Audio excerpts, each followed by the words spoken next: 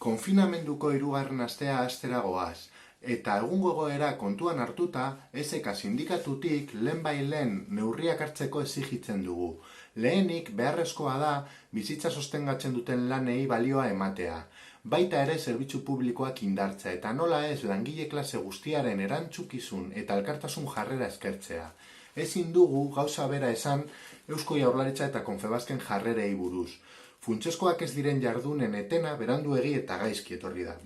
Ezin dugu onartu Eusko Jaurlaritzak kapitalaren interesek langileen osasunaren gainetik jartzea. Kapitalak berak ordaindu behar du jardun horien etenaren kostua.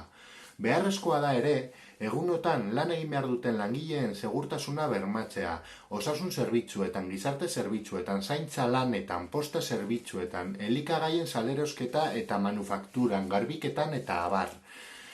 Herritarrei behar duten guztia eman behar da, eta horretarako administrazio publikoak baliabide ekonomikoak behar ditu. Eta hori, premiazko zerga erreforma batekin egin daiteke soilik. Aberastasunaren birbanaketak bakarrik bermatzen baitu krisitik justizia sozialarekin irtetea. Baliabide ekonomikoak pertsona guztiei bermatu behar zaizkie, eta horretarako SK-tik beti defendatu dugu bezala, gaur inoiz baino gehiago defendatzen dugu oinarrizko errenta unibertsal bat ezartzea.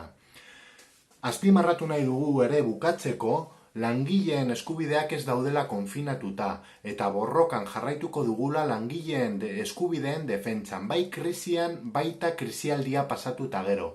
Horretarako eskura gaituzue eta aurrera.